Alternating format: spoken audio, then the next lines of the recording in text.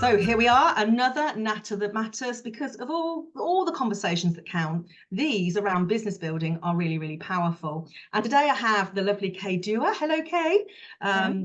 With me today to help us talk and understand about her business and her journey. So without further ado, why don't I just kick off by asking you about yourself, Kay? Why don't you do the introduction? Pretty sure you can do it much better than I can. So yeah, tell us about your business. Sure.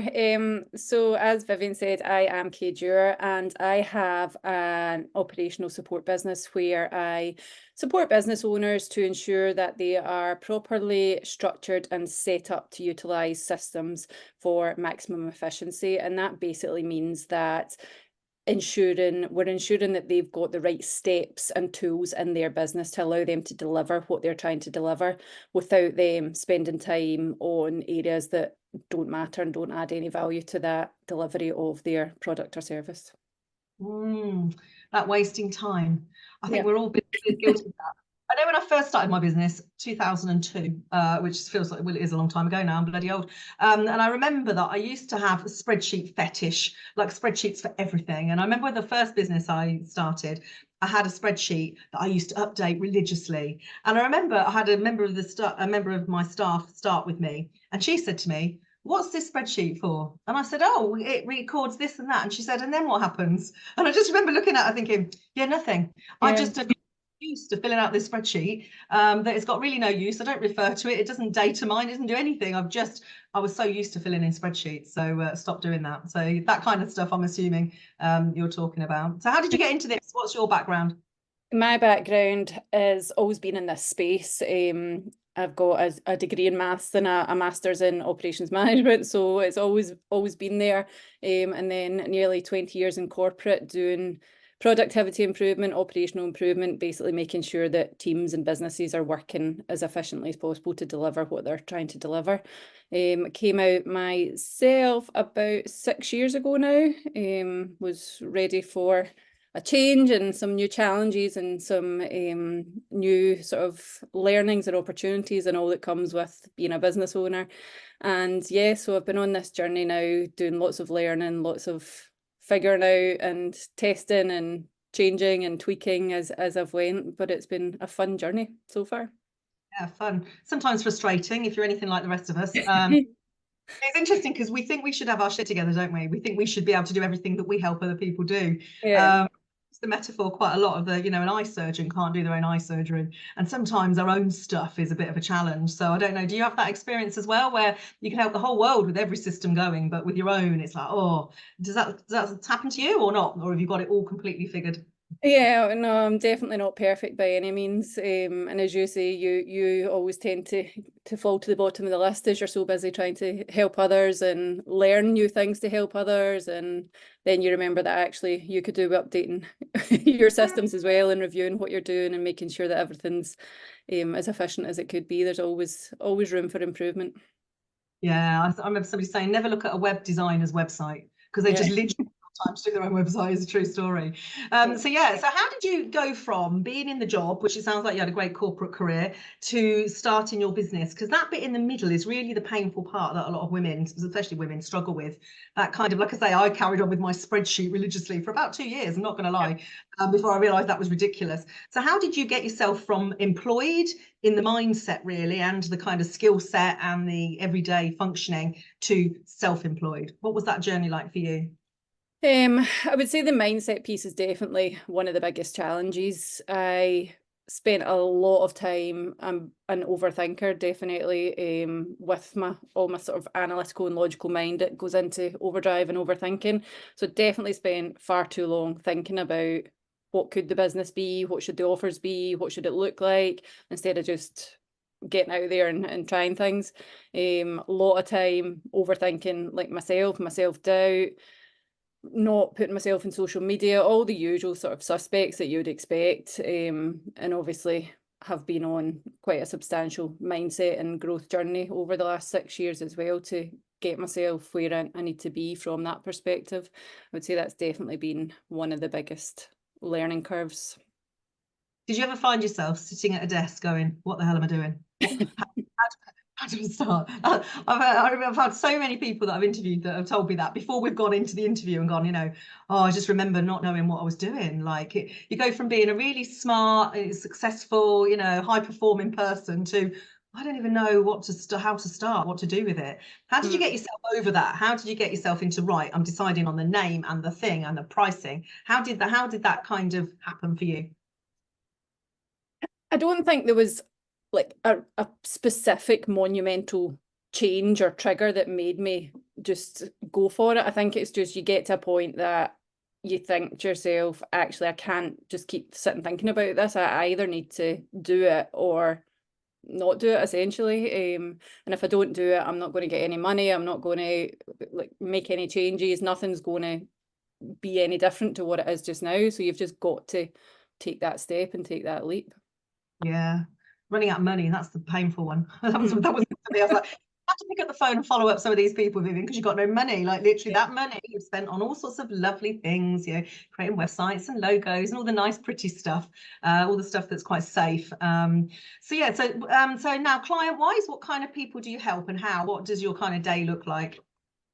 So I do tend to break the mold when it comes to my type of clients. I don't have a niche as such. Obviously, every business does need systems, although they don't always know that or realise that for quite some time.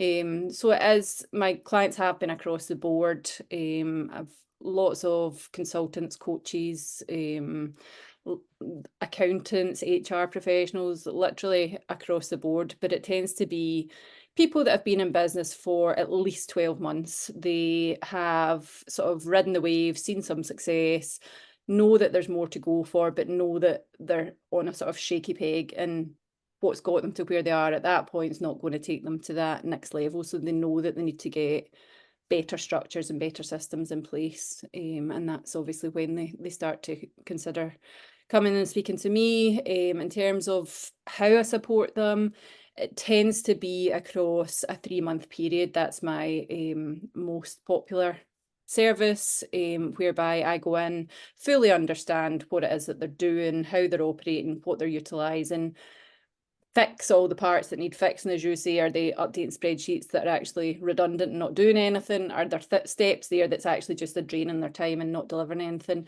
Get rid of all that, streamline it, and then make sure that the systems are all set up, the structures are all in place, and they've got that complete clarity. Everything's essentially out of their heads. I'm sure many business owners can relate with everything being in their heads, and they think, oh, it's great, it's all right, I know it all, but that's not going to help them scale. That's not going to help them bring a team in. That's not going to allow them to take their business to that next level. So it's essential that they get that clarity and everything out of their head and into a fully functioning system to allow them to do that. Yeah, interesting. I feel like I need to confess, I still have a spreadsheet actually that I can does have a function, and I feel like I need to confess that for some random reason. But yeah, it definitely has more colours and gets a lot more attention than it should do. It probably just needs to be functional. But so in that 3-month process, which is the bit where you go, oh, I love this bit, and I'm sure you kind of like it all. I think there's filing in every job, isn't there? That we're all a bit, oh, there's a percentage. But which bit is it like, oh, this is the bit I love most? Which bit's that? I would say it is the actual sort of the middle piece, if you like, the actual build, where I'm actually building all the structures, the systems, making it actually into a working operation, if you like. So it's that middle piece, and then at the other end of it, it's where we integrate it with the business, making sure that they're actually utilising it, they're actually understanding the function of it, and really getting the best out of it. For some reason, I've got a random vision of Frozen where Elsa creates her amazing tower. I've just got this video. I've seen the film Frozen, or I'm thinking, well, I'm crazy, where she's orchestrating all this and it's all building into this beautiful kingdom that she wants to rule. Don't know why my creative ADHD brain wanted to create an Elsa out of that. Lovely. So what's your goal long term? Is it a case of you'll continue doing what you're doing, or have you got like big plans? What's your mission for the business? It's definitely for growth. I want to obviously support more people to understand the concept of this, realise that systems aren't just a tech headache, they aren't just for big businesses, they are there to create time freedom for you, to create mental capacity for you to think bigger and to essentially grow your business as well. If you're constantly keeping everything in your head, then you don't fully underestimate the drain that has on you, and the impact it has on everything else that you're trying to do. So it's about really helping other people to understand that, make the habit changes that are needed to embrace these systems and get the benefit of the life that then brings for them. I'd imagine some of them are probably simplistic because you don't know what you don't know, do you? I know when I first started using Calendly, and I'm sure lots of things, I don't support Calendly, by the way, lots of other things are available, but I know when I started to use that, it transformed things. I felt like I was no longer going back. I felt like a secretary at some points trying to arrange things, and like that's all gone now. Like I just think, how did I have the time to do that? Also, it's much more convenient normally for people because they can click on things, they've got reminders, they've got evidence of it rather than just a conversation. And I booked a retreat a few weeks ago, and they didn't have any payment system. They wanted me to send a check, Kay. I went, I'm sorry, what year is this? I don't even think I've got a checkbook anymore. What? Crazy. They were going to send me some forms in the post. I'm like, oh God, please let me coach you in some way with this. I mean, what is going on here? You know, and the woman said, oh, you know, a lot of our people are older and they don't have technology. I'm like, they've got bloody cards. They've got like, you know, chip and pin cards. They definitely have. So some of the systems I would imagine when you go into places are like, what is going on? What's the best one you've had? You don't have to, please don't mention any names, obviously, but where you've gone, what the actual hell is going on here? What's your favorite? I think it is just like you've said there, it's the amount of people that are still rocking up with paper. You go to sign up and they hand you a paper sheet, which they then need to go and physically type into a system. And it's just so time draining. And if they don't type it into a system, they're then going and putting it into a binder or something. And then somebody comes to you and says, okay, remember that person that signed up 3 weeks ago, what was their such and such, and you need to go and start flicking through the folders trying to find the information. It's just crazy that actually still happens, as you say. Like, how can we actually still be operating like that? Yeah, I mean, paper, there's a lot of paperless offices now. I mean, I still like a bit of paper with a few things. I still definitely keep receipts and stuff. But I started my life in accounting, and I just remember all of the big, you know, the big folders. I don't know how old you are, but you perhaps the massive, great computer sheets where they used to just print on that, basically. Very interesting. I just look at that and I spent hours and hours of my time filing these things and making notes on them and putting post-its in them so we could find bits. And I just look back and think, wow, now we just click a button and type it in a search. So things are really good. How do you keep up to date with all the latest things that are available? Because I mean, there's masses now, aren't there? I mean, if we just take Calendly versus like Tidy Cal, and I'm sure there's hundreds of others. How do you keep up with that? I don't really. You could spend your full life trying to learn them all. But I think the way my brain works, I'm very logical, and a lot of them do operate in the same way. Although they maybe seem like a different system, they're all working off the same sort of premise. So if you understand that you need to input X, Y, and Z to get what you want to do, then that generally applies across most of them. There's a few like sort of tweaks and differences, but if you can understand some of them, you generally can understand all of them. You need this to happen, not you need to use this system. You're about, this is the function that needs to happen in this part of your business. You know, I don't know, CRM that does X, not, oh, you need this one particularly. So it's not about specifying systems. Okay. And do you have a team, or is it just UK? Where is your business at? Yeah, it's just me at the moment. I do have like various kind of people that I can call on if I've got like a capacity issue, or if I've got pieces of work that are slightly outside of my speciality, then I've got people that I can call on, but not a core team as such. As such, yet. Is there a yet on the end? I did feel a yet. Didn't say. And so how do people get started with you? So if anybody's listening or watching this and they're thinking, oh, do you know what? I'm in overwhelm, I'm procrastinating, I've got no idea what's going on and I need someone to just get it all out of my head. How do they come towards you? What's the first step? I'm on most of the socials that you'd expect. I've got a sort of introductory understanding call that we can have. And I've got a website where people can learn more about the services as well. So all the sort of usual suspects that you would expect. Lovely. And it's kendosupport.com, is that right? Yeah.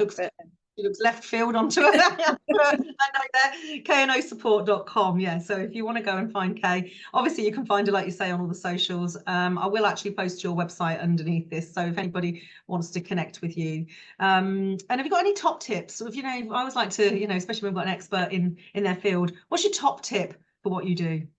Top tip, you sort of touched on it earlier. I would say it is simplicity. When it comes to systems, it's not about completely redoing what you do. It's not about having the fanciest system, the most complex system. It really is getting back to that simplicity, stripping out what you don't need and bringing clarity to what you do need, so that you're not overwhelmed and you're not spending more time than you need to be. So it really is a lot less complex and overwhelming than what you might envisage, and it's to essentially bring you some time back and some flexibility in how you work. So don't be put off by the thought of systems. Yeah. Well, I suppose it just gets more overwhelming the more. So simplicity is your key, as it were. That's your top tip. Brilliant. Thank you. Have you got any questions for me before we leave?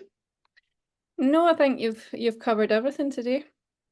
Lovely. Well, it's lovely to have you on. Thank you for taking the time to come and talk. I can hear the logical part of your brain as you talk. Like there's no, like when you talk, like you and I are quite different. So no kind of filling words. It's all very structured, very logical, getting to the next step. So I like it when I interview someone who sounds like they do what they do. Do you know what I mean? It's a bit like manifestation coach who doesn't know how to manifest, or like somebody who's an organization person who doesn't have organization in their own brain, but I can really hear it and feel it in you, which is really nice. So I'm sure you've had that said to you before, that logical step that some people just don't have really. So if you're listening to this and you need someone to help you get a logical part to your business, because it's all very emotional driven, or feelings based, or kind of, I remember to do it, then definitely get in touch with Kay, and I'm sure that kind of first discovery call will help you to understand what you're not doing. And thank you very much for being on here, Kay, and I look forward to watching your business grow. And if I can be of any help, obviously let me know. Great, thanks for having me. You're welcome. Speak to you soon.